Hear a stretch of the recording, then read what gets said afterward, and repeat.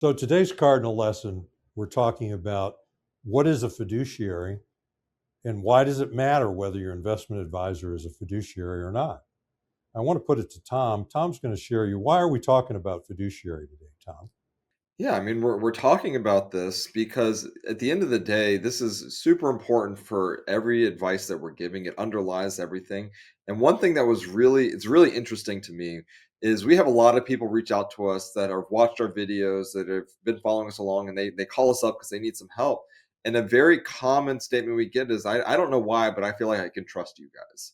And for the longest time, it kind of puzzled me. It's like, well, I mean, I'm glad you can. That's our goal here, but like, why is that, right? I mean, ultimately, and I think what it amounts to is at the end of the day, this fiduciary standard, which we'll describe in a second, it underlies everything we do, right? It's underneath all the recommendations we're giving, all the advice that we're giving. The end of the day, our goal is to put your interest first, right? That is ultimately what we're trying to do with everything.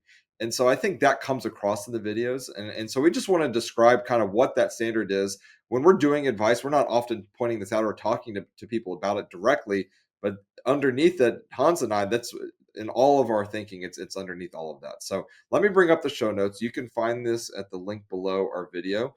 It's also on our website at cardinalguide.com. We have the board where we describe sort of what a fiduciary is, how it applies to us. We'll get into some examples later in the show.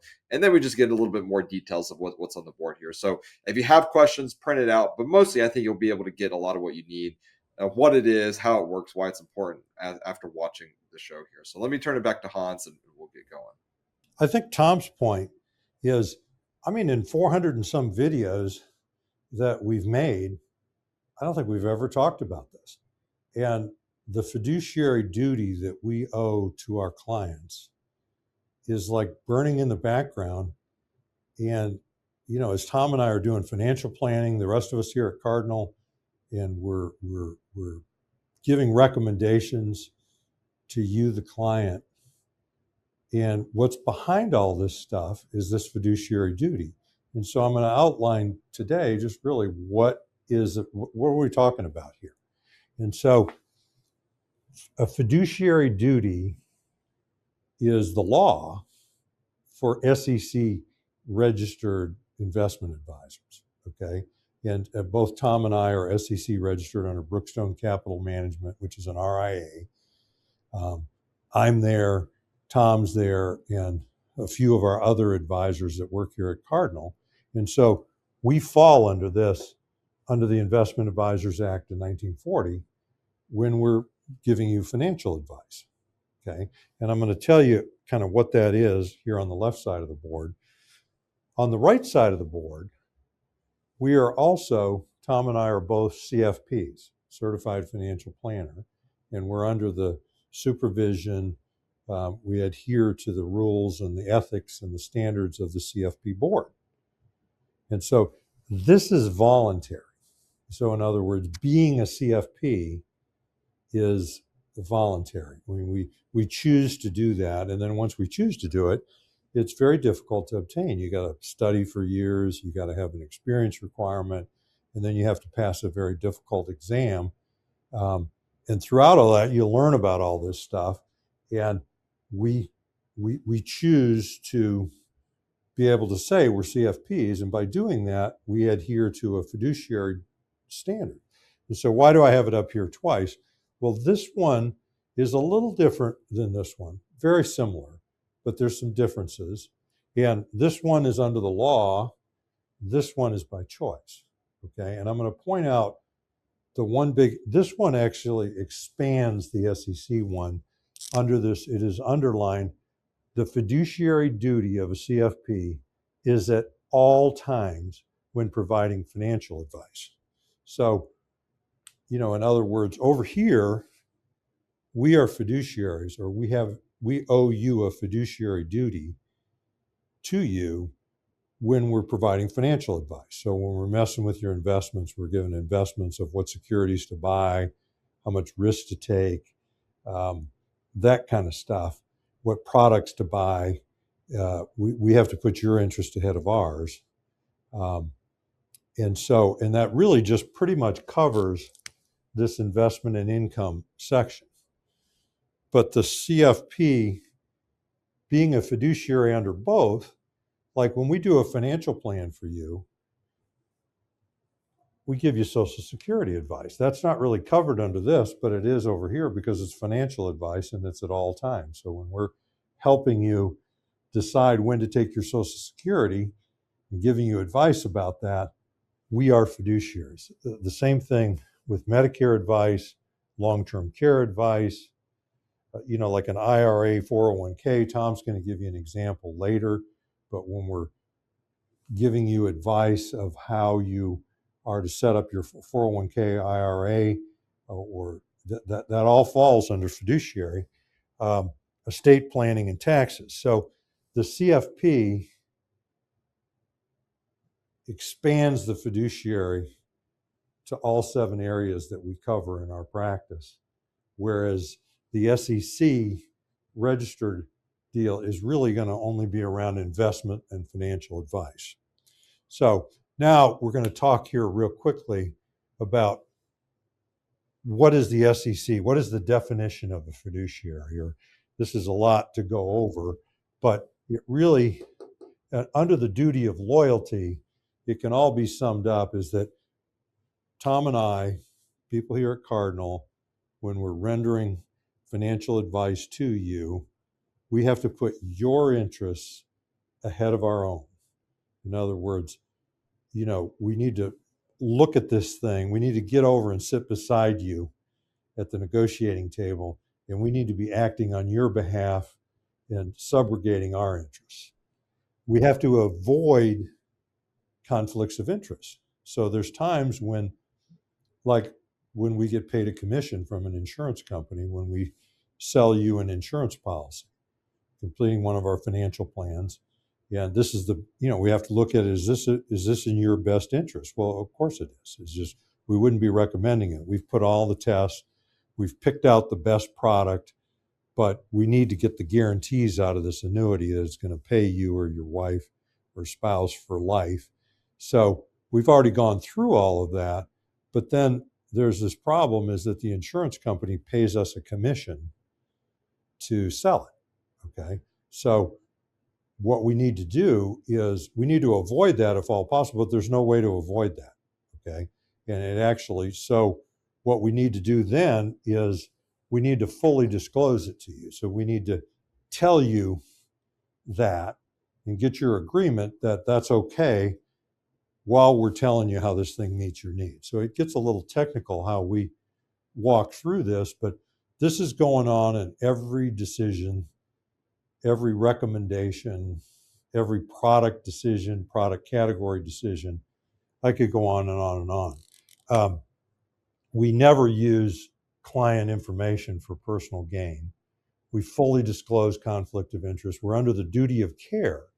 And a lot of this falls under this research and due diligence where we're responsible to know what we need to know about every recommendation we make. And I can't tell you how much we see where other advisors are making recommendations to people and they're not even schooled. Like that comes in a lot under the area of required minimum distributions, RMDs, where a lot of other advisors are giving people financial advice about their RMDs, and they haven't really done the research and due diligence to have a mastery of that subject to give good recommendations. So, this thing gets pretty thorough, and I don't want to get down into the weeds too much of all the details. It has a responsibility for full and fair disclosure. We need to disclose the material facts to you.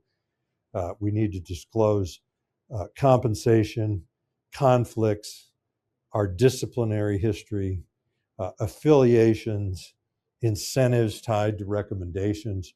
So this thing is pretty thorough. This is coming from the SEC and under this area of being not misleading in marketing. So every one of these videos has to be sent to our RIA, and the compliance people there watch the whole video. And most of the time it's fine because we have a real good sense of what we can and can't say. But there's occasionally they come back to us and say, add this disclosure, you need to delete this or whatever. So we've got fairly strict compliance in our marketing. And we have an ongoing responsibility to continue to render service and render our fiduciary advice. It's continuous, and we need to revisit each of you clients periodically and update our recommendations, update advice, and maintain proper records. So that's the explanation of the fiduciary duty. And I guess before I jump over to the CFP, Tom, I want you to react to that a bit. Yeah, I mean, I think you can look at the board and in the show notes, it has all the definitions here. And it can get pretty technical, right? Looking through all this stuff is what does it exactly mean? If we just boiled it down at the end of the day, our duty is to put your interest ahead of ours. So when we're having to make a decision about one thing over another, it comes down to, is this in your best interest? And if so, then great. If not, then it's not going to be our recommendation. So again, it defines what that really means right through the board, and I think it's good to have all that details there. Again, this is not something we often talk about when we're doing a plan for you. This is not something we're pointing out like, hey, we're making this recommendation because if this is your best interest. I mean, it's sort of a given, right? Hopefully you're working with somebody that is doing that. But I think it is helpful to see sort of this thought process that we're always constantly going through when we're making recommendations of does this meet the standard? Can this hold up? Do we have the supporting documents and research to show that? And that's, again, ultimately underlies everything that we do with our planning here. Okay. And so let's just talk a little bit about the CFP. And you can see the CFP, I took this right out of the Code of Ethics of the CFP. It's much shorter. So this is a little more detailed. And I guess if you read the whole thing, this is pages and pages and pages. I just tried to pull out the essentials in the summary. Under the CFP, you have the duty of loyalty, which is just putting your interests need to be ahead of ours and avoiding conflicts. I mean, this stuff is the same. The duty of care is the same. It just says you must act with care, skill, prudence, and diligence. And the duty to follow client instructions, and we need to follow what you tell. As long as it's lawful, we need to do what you direct us to do. But I think that one of the reasons that this is up here is because of this voluntary business. This is a voluntary thing, and it also it covers financial advice at all times. So now let's talk about who's not a fiduciary. And if you're sitting here, you're watching this whole video, and you say, I want a fiduciary. Well, the simplest thing for you to do is to ask. I mean, you can ask, and we fall into this kind of semantics where we say, "Are you a fiduciary?" And it's not. That's actually not correct. Is you don't get made a fiduciary as a person. You're acting under a fiduciary duty. Okay, and so you could just ask your investment advisor, "Are you acting under a fiduciary duty?" Real clear. And so who's not is if your investment advisor is not registered with the SEC and they're not a fee-based investment advisor and they're falling under FINRA, or they're a stockbroker or some type of broker or financial advisor, they're not acting under a fiduciary duty. Typically, they're acting under a suitability standard and possibly a best interest standard, which is lower than a fiduciary duty. All they need to be able to prove is that the advice that they gave you was appropriate, and it was also, besides appropriate, it was suitable to you. Okay, so there's a whole group of investment advisors or investment professionals who are not acting under a fiduciary duty, unless they're a CFP. If they are a CFP, but not under this standard, they're still falling under the fiduciary duty. So if you have a CFP who's a stockbroker, or he or she is also a registered rep, that sort of thing, but they've gone to getting their CFP, well, they now are responsible and they have a duty to the fiduciary duty to their clients through the virtual fact that they're a CFP. So it's not real simple. Simplest thing for you to do is ask. So now I want to put it to Tom, and I want Tom to give a couple of examples of um, where this plays out in our practice. Yeah, I mean, I think this can get a little bit dry. Like, what is a fiduciary? What is not? So, we just wanted to give you some examples of, okay, in real life, in practice, what does this really look like? And so, I'm going to give you two ones. I could go all day, but I'll just give you two ones that I think highlight this pretty well. Is I had a client that come in off YouTube, right? They were watching our videos for a while. They've reached out, wanted to do some planning, and we sat down. We did a financial plan for them, came up with the recommendations. Some sort of facts of the case is this gentleman was he had worked in military. He was a retired military, and he had been there for 20 years, so he had a pension there. He then transitioned into the private sector, had a career there, and was retiring from the career. And he was like 56. So this is pretty common with military, ex-military, right? They work there for a while, or they serve there for a while, then they go to the private field and they retire early. The nice thing is he had great pensions, pension from the military, pension from his private job, had the savings that he had built up in the private sector, and was retiring. So he felt pretty good. We did a plan, everything looked great. And he wanted us to help with the investments of his money. So we talked about what that looked like, rolling it over to the IRA, helping us do the investment. We charge a fee to do that. That was all disclosed. And I said, wait a minute, we need to pause for a second and really just look at your cash flow, right? For the next 5 years, he was about 56. For the next 5 years, are we going to need any of this money in the 401k from his private company? And the answer was yes, is we were going to need some of that. And so I said, before we roll this over, I don't think we should do that. I think we should leave it in the 401k. So, well, why would we do that? There's this rule, it's called the rule of 55. And ultimately, it allows you to access money out of your 401k if you've left from service, if you retired from that company or were fired or quit or whatever that looked like in the year you turn 55, which was his situation, 55 or later. So it's either 55 or later, is you can leave it there and access it without a 10% penalty. So you still got to pay taxes like any other IRA would be, but you don't have to pay a 10% penalty. If he had rolled those funds into an IRA, immediately we would have lost that access. And then if we had to withdraw money up until 59 and a half, he would have owed a 10% penalty on top of the taxes. So it was in his best interest to leave the money in the 401k. We're still helping advise on that. We're not charging any fees on that. But when he needs money, we're helping him calculate how much to pull out, what are the tax implications, helping him actually execute it. We're like, here's the forms you need to fill out. And then he goes and does it on his own. We're not making any money on that account right now. We're not managing it, actively because it was in his best interest to leave it there, not in ours. So that's just a very clear example of where it made sense for him to leave it there, not to roll it over. We're not earning money on that. Eventually we will when he gets to 59 and a half, but ultimately his best interest was to leave the money in the 401k. Another example is we do a lot of these videos. We'll talk about annuities, these lifetime incomes, the guarantees they provide.